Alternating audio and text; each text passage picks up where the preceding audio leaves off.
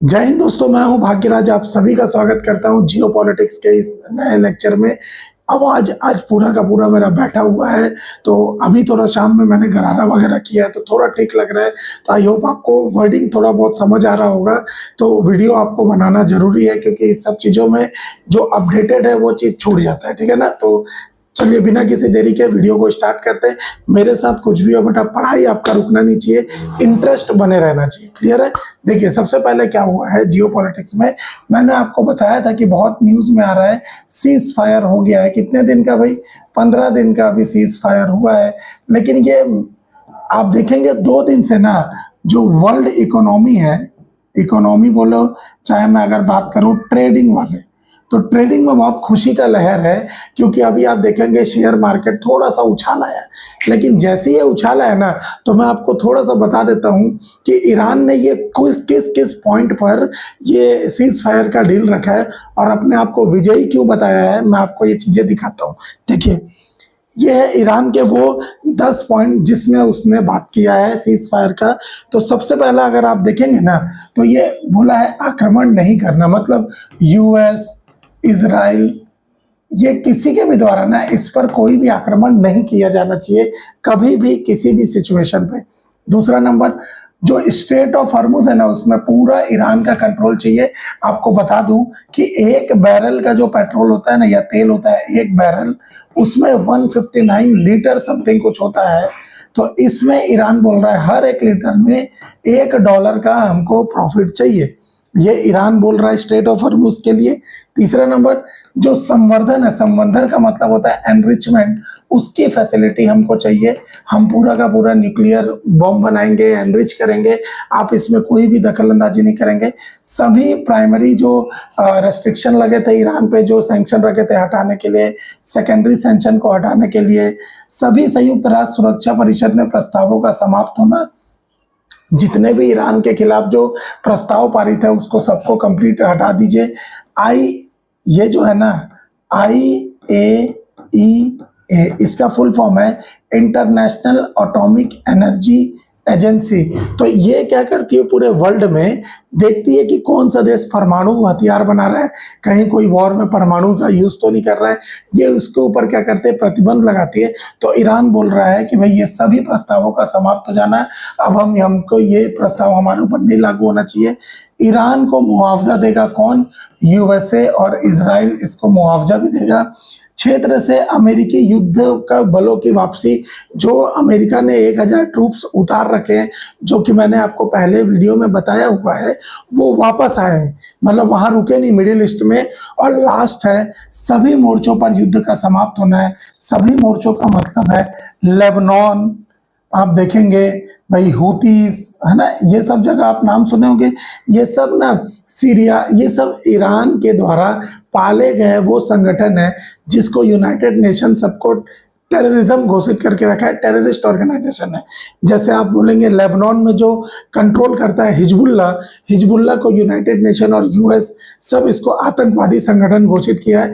भारत की तरफ से कोई भी ऐसा चीजें नहीं है। हुतीस रेबल के बारे में आप सुनेंगे जो सऊदी अरब में रहते हैं, उनको भी यूनाइटेड नेशन ने एक टेरर ऑर्गेनाइजेशन घोषित किया है। हमास आप गाजा में सुनेंगे, तो गाजा में भी जो हमास है उनको भी टेरर ऑर्गेनाइजेशन बोला जाता है। तो ये सब जो रिकग्नाइज कर लिए गए हैं टेररिज्म के लिए, ठीक है ना। तो ये चीज आप ध्यान रखिएगा। तो ये ईरान का प्रस्ताव था। अब इस बीच में हुआ क्या कि पाकिस्तान बोला कि मैं होस्ट करूंगा। आपको मैंने बता दिया था कि पाकिस्तान होस्ट कर रहा है, जिसमें यूएस और ईरान के डेलीगेशन आए हैं। बट बात यूएस ईरान का तो है ही नहीं, मेन जो व्यक्ति है ना वो है इजराइल। और इजराइल से जैसे ही बात करने, इजराइल से ये बोला गया कि चलो बात करें, तो इजराइल क्यों पाकिस्तान से बात करेगा? थोड़ा बहुत सब चीजें होना भी रहता ना। तो इस पर ये जो धुरंधर है ये भाई साहब, ये आप देखेंगे लिखा है US Iran peace talks in Pakistan, is it happening? क्या ये हो रहा है? जी हाँ हो रहा है। Lebanon 100% fragile truth as at risk, मतलब लेबनान पर अब भी रिस्क बादल मंडरा रहे हैं। आप देखेंगे इस जगह पर ये जो व्यक्ति है ना, अभी आपको मिलेगा ख्वाजा आसिफ, ये पाकिस्तानी डिफेंस मिनिस्टर जो ख्वाजा आसिफ है, उसने इजराइल को कर्स ऑफ ह्यूमैनिटी का है, मतलब ये मानवता के लिए एक अभिशाप है। इसको कैंसर बोल दिया है कि ये मानवता के लिए कैंसर है। अब मुझे बताइए क्या इजराइल मानेगा? ये और इस स्टेटमेंट पे नहीं रुका, ये और भी ये जो है ना धुरंधर, ये बोलता है कि Pakistani defence minister Khawaja Asif urges Muslim community to recognise Muslim community true enemy is India and Israel. बताइए, बोलता है कि इंडिया और इजराइल पूरे मुस्लिम कम्युनिटी के लिए सबसे बड़े दुश्मन है, ये इसलिए पूरे मुस्लिम को मिल के आना चाहिए। यही वो व्यक्ति है जो बोला था कि हम टेररिज्म करते हैं यूएस के पैसे के लिए। हमने ये डिकेड में किया हुआ है, मैंने आपको इसके शॉर्ट्स भी दिखाया है कि ये बोला हुआ है कि हमने टेररिज्म किया हुआ है यूनाइटेड स्टेट से पैसा लेकर, और ये अभी ह्यूमैनिटी का बात कर रहा है। भाई सर दर्द हो तुम लोग, मैं लिख देता हूं, सर दर्द हो गया हो तुम लोग पूरी दुनिया के लिए। खाली आतंकवादी ही पैदा किए हो तुम लोग, और कुछ नहीं किए हो। इसको थोड़ा कमेंट में बताना, ठीक है ना। तो इस बीच में ना इजराइल भी देखा, तो इजराइल ने ना तुरंत इसको बोला, Israel D announces truce mediator Pakistan after its defence minister calls Israel curse for humanity cancerous. मतलब इजराइल ने एकदम तुरंत ही ख्वाजा आसिफ के ट्वीट पर जो वो किया, रिप्लाई दिया और बोला भाई कि ये खुद तू आतंकवादी वाला देश है और तू हमको बोल रहा है, हम तेरा मीडिएटर मानते ही नहीं है। तू यूएस और ईरान के बीच में जो कर रहा है तो कर, लेकिन हमारा जो मेन मुद्दा है ईरान से अलग है और लेबनान से अलग है। हम पाकिस्तान जैसे टेररिस्ट देश के बात मानेंगे ही नहीं, हमको उसका मीडिएटर का जरूरत ही नहीं है क्योंकि ये क्रेडिबल नहीं है, ऐसे करके इजराइल ने कहा है। अब मैं थोड़ा सा बात बता देता हूं कि ईरान ने ना साफ साफ अपने शब्द में कहा है कि जब तक लेबनान में शांति नहीं होगा तब तक पीस टॉक तो आप भूल ही जाइए। पीस टॉक का बात ही लेबनान से चालू होगा, और लेबनान पे बात किसके कारण होगा? इजराइल के कारण, जो कि इस मीडिएटर में शामिल ही नहीं है। तो फिर से ये यहाँ पर ये आप देख पा रहे हैं, ये है स्ट्रेट ऑफ हॉर्मुज, ये है स्ट्रेट ऑफ हॉर्मुज। ये अभी बहुत न्यूज में था, यहीं से तो पूरे शिप आते जाते थे। अब ईरान ने वापस क्या कर दिया, इस शिप को चोक करके बैठ गया है, बोल रहा है नहीं। अभी तक न्यूज आया कि सिर्फ 6 ही शिप गया है। बताइए अगर ऐसी रहा तो कहाँ से खुशी आएगा, किस साइड से हम बोल सकते हैं कि हाँ भाई वॉर खत्म हो गया है। तो जैसे ही ये चीज हुआ ना, आप देखिएगा यहाँ पर मैं थोड़ा सा आपको इस चीजों के बारे में बताता हूँ कि क्यों स्ट्रेट ऑफ हॉर्मुज से अब पूरा पाथ निकल के ना लेबनान पर आके रुक गया है। बस थोड़ा सा मैं आपको मैप की सहायता से समझा देता हूँ साथियों। देखिएगा ये जो है ना, ये पूरा का पूरा लेबनान है, ठीक है ना, और ये जो नीचे वाला हिस्सा है ना, ये है इजराइल, ठीक है ना। तो आप लेबनान को अगर मैं ऐसे मैप में बांटूं तो ये है ईस्ट, वेस्ट, नॉर्थ, और ये वाला हिस्सा आएगा लेबनान का साउथ। ऐसे जब इजराइल को आप देखेंगे ना तो देख पा रहे हैं इजराइल का, तो मैं दोनों को बता दे रहा हूँ। ये लेबनान पे ईस्ट, वेस्ट, नॉर्थ, साउथ, और जैसे ही आप इजराइल को भी देखेंगे ना तो ईस्ट, वेस्ट, नॉर्थ और साउथ। तो आप इस साइड देखेंगे कि लेबनान का साउथ एरिया और इजराइल का नॉर्थ एरिया दोनों साथ में है ना। यहाँ पर क्या हुआ है, इस जगह पे ना आप देखिएगा, इस जगह पर एक नदी बहती है, इसको बोला जाता है लेतानी रिवर। इसको कौन सा रिवर बोलते हैं? लेतानी रिवर। बहुत इंपॉर्टेंट है ये, अब न्यूज में है ना, चर्चे में है, तो एसएससी, रेलवे, ये सब वाले आप याद रखिएगा बेटा। लेतानी रिवर कहाँ है? तो इजराइल में फ्लो होता है, क्लियर है। तो इस जगह पर जब आता है ना तो ये लेतानी रिवर के जस्ट बगल में आपको ये दिख रहा होगा बेटा, ये होता है वेस्ट बैंक, इसको बोलते हैं वेस्ट बैंक। ये फिलिस्तीन का पार्ट है, और ये जो आपको इस जगह पे दिख रहा है ना, ये वाला, ये है गाजा पट्टी। आपको दिख रहा है गाजा पट्टी, जहाँ पे अभी बहुत ज्यादा न्यूज में भी था ये। तो ये जो वेस्ट बैंक है ना, यही इजराइल क्या किया, इस जगह पे यहाँ से गाजा वाले लोग को, यहाँ पे देखिए वेस्ट बैंक में भी अटैक करके जितने फिलिस्तीनी थे ना, सब यहाँ लेबनान के ये साउथ साइड जगह पे बस गए। अब ये जो लेबनान में देखिए 3 मेजर पॉपुलेशन रहती है। अगर देखा जाए तो लेबनान की जो जनसंख्या है ना लेबनान की, वो 60 लाख के करीब है। अगर मैं मोटा मोटी मानूं तो 60 लाख है। तो 20 लाख इसमें अगर आप बोलेंगे तो क्रिश्चियन है, 20 लाख इस्लाम फेथ के हैं, और 20 लाख शिया मुस्लिम है। मतलब एक सुन्नी है और शिया है। तो यहाँ पर जो सबसे बड़ी आर्मी है ना, सबसे बड़ी आर्मी अगर आप देखेंगे तो वो शिया के हिजबुल्ला की है। आपने नाम सुना होगा। तो हिजबुल्ला पूरा कंट्रोल रखता है। तो हिजबुल्ला ना ये अपने साउथ वाली जगह पर जहां फिलिस्तीन वाले लोग बसे हैं उधर से क्या कराता है, इजराइल पर अटैक करवाते रहता है। और इजराइल बदले में क्या करता है, उस जगह पर अटैक करता है। इसी को बोला जा रहा है कि लेबनान पर वो बार बार अटैक कर रहा है। देखिए कहीं ना कहीं अगर इजराइल पर अटैक होगा तो वो देश ऐसा है ना कि 1% भी वो किसी का एरोगेंस, किसी का ये बर्दाश्त नहीं करता, क्योंकि वो लोग वो मौत देखे हुए हैं। उनको मालूम है सरवाइव कैसे करना है, वो सर्वाइवल पे काम करता है। तो इसीलिए क्या है, यहाँ पर ये कंटिन्यू अटैक कर रहा है। आप देखेंगे इजराइल का इतना अटैक होता है। Israel attacks Lebanon again on evening of US Iran to talk, मतलब अभी टॉकिंग चल ही रहा है, तब तक इजराइल ने और अटैक कर दिया कहां पर, लेबनान पे।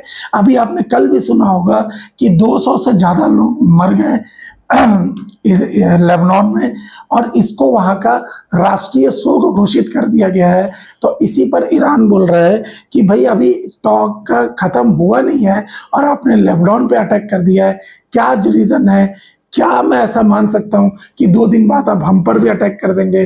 तो ये जो चल रहा है ना इस चीजों पर आप थोड़ा और देखेंगे। देखिए लिखा है, नेतन्याहू ने एक बयान दिया है, there is no ceasefire in Lebanon as Israel launches fresh attack. ये बोल रहा है नेतन्याहू कि भाई हम लेबनान से कंटिन्यू फाइटिंग करते रहेंगे जब तक वो हमारा जो नॉर्थ वाले एरिया पर अटैक करना बंद ना कर दे। इजराइल क्या कर रहा है, ग्रेटर इजराइल बनाने का कोशिश कर रहा है। आपको ये पहले से ये 1967 से उसका चलता है कि मैं पूरे के पूरे जो वेस्ट जगह है उस पर मैं पूरा कंट्रोल करूंगा, और जो वेस्ट में सबसे पावरफुल देश है जो ईरान है उसके ऊपर मैं पकड़ बनाऊंगा। ये इजराइल का थिंकिंग है, ये उनका मोटो है कि हम ग्रेटर इजराइल बनाएंगे, इसके लिए कोई भी आए हम कुछ भी कर देंगे। तो इसीलिए ना इजराइल ने पाकिस्तान को भी हटकाया है कि इस चीज में ना दूर रहे। ये सब चीजें जो तू बोल रहा है, जो हमको ये सब उल्टा सीधा बोल रहा है, इस पे दूर रहे। और मैं आपको लिटरली बता रहा हूँ 15 से 20 साल में आप देखिएगा एक बार इजराइल और पाकिस्तान के बीच में एक वॉर स्मॉल स्केल का होगा ही होगा। क्यों होगा, रीजन आपको पता है कि यहाँ के जो नेता है, धुरंधर है, ये अपने ही देश को बदनाम करने की पूरा कोशिश करते हैं। तो ये चीजें आपको देखना है ना। मैं थोड़ा एक और मैप आपको दिखा देना चाहता हूँ कि ईरान अटैक वार्निंग, लेबनान में हमने ना रुके तो कुछ ही घंटों में तेल अवीव पर हमला, ईरान की इजराइल को बड़ी चुनौती। देखिए ये तेल अवीव पर हमला तो ये बार बार कर ही रहे हैं, लेकिन जो मेन मुद्दा है ना पीस टॉक का, ये 3 लोगों के बीच में होना चाहिए। 3 लोग कौन कौन से हैं, तो यूएसए, इजराइल एंड ईरान, ठीक है ना। तो जब तक इजराइल नहीं होगा ना, यूएसए और ईरान कितना भी बात कर ले ये कभी डन नहीं होगा। क्योंकि अभी इजराइल यूएसए को बोल देगा भाई ये ईरान फिर से हम पे अटैक कर रहा है, तो यूएस ना चाहते हुए भी ईरान पर अटैक करेगा ही करेगा। क्यों करेगा, क्योंकि इजराइल का बहुत बड़ी पॉपुलेशन यूएसए में है, जो यूएस के डायमंड मार्केट, ट्रेड मार्केट, या आप बोलेंगे जो इसरो बोल रहा हूँ, जो नासा है, उसमें मैक्सिमम साइंटिस्ट आपको यहूदी मिलेंगे। आपको मालूम है इनका दिमाग बहुत तेज रहता है, तो ये पूरे वर्ल्ड के पॉपुलेशन पर भारी पड़ जाते हैं। तो ये सब चीजें, ये सीन चल रहा है। मैं ये मान के चल रहा हूँ कि ये पीस टॉक का कोई वैल्यू नहीं रहेगा अगर इजराइल नहीं आएगा। तो उम्मीद करता हूँ आपको ये लेक्चर समझ आ रहा होगा। कमेंट करके बताइएगा क्या इंडिया को मीडिएटर में शामिल होना चाहिए कि नहीं, क्योंकि इंडिया का ही है जो इजराइल, ईरान, यूएस सभी से अच्छा ट्यूनिंग है। बट इंडिया अभी इस सब चीज़ों में आ नहीं रहा है, क्योंकि हम अभी एलपीजी और पेट्रोल और गैस लेने में ही अभी बिजी है।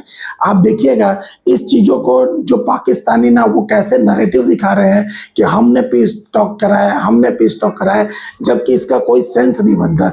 यहीं पे पाकिस्तान हमसे जीत जाता है, क्योंकि वो इतना नैरेटिव वॉर खेलता है ना, हम जवाब नहीं देते हैं, हम उस पर क्लेम नहीं करते हैं। तो इंडियन गवर्नमेंट को जरूर इस चीजों पर जवाब देना चाहिए। आप बोलेंगे सर कतर क्यों नहीं कर रहा है, तो कतर मीडिएटर में पहले शामिल होता था, अब वो इतना चिढ़ गया है कि बोलता है भाई हम करेंगे ही नहीं।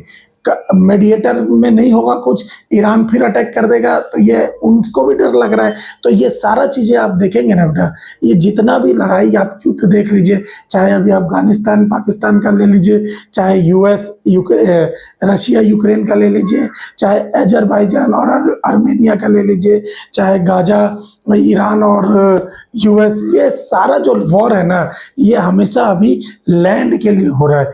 जगह, लैंड, जिसका जितना बड़ा एरिया वो उतना बड़ा चीजें कवर करेगा, उतना पावरफुल होगा। और नेक्स्ट जो सबसे बड़ा वॉर जो होगा वो वाटर के लिए होगा, ये पहले से प्रेडिक्टेड है। पानी के लिए ही सबसे बड़ा वॉर अब आने वाले टाइम में होगा। तो देखते हैं इसका आगे का अंजाम क्या होगा। बट ये लेक्चर आपको अगर पसंद आ रहा होगा तो मेरे चैनल को लाइक, शेयर और सब्सक्राइब कर दीजिएगा, क्योंकि इसके बारे में आने वाले टाइम में जो भी अपडेट होगा मैं आपको जरूर दूंगा। आज थोड़ा आवाज बैठा है, इस चीज़ों को आप थोड़ा सा एडजस्ट कर लीजिएगा। जैसे ठीक होगा मैं आपके लिए फिर से कंटिन्यू पूरा का पूरा वीडियोस लाता रहूँगा। Thank you so much. जय हिंद।